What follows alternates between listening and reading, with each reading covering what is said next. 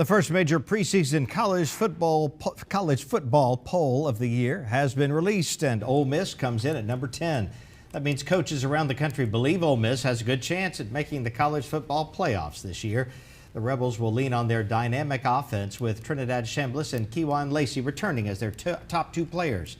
The season begins on September 6th when Ole Miss travels to Nashville to play the University of Louisville.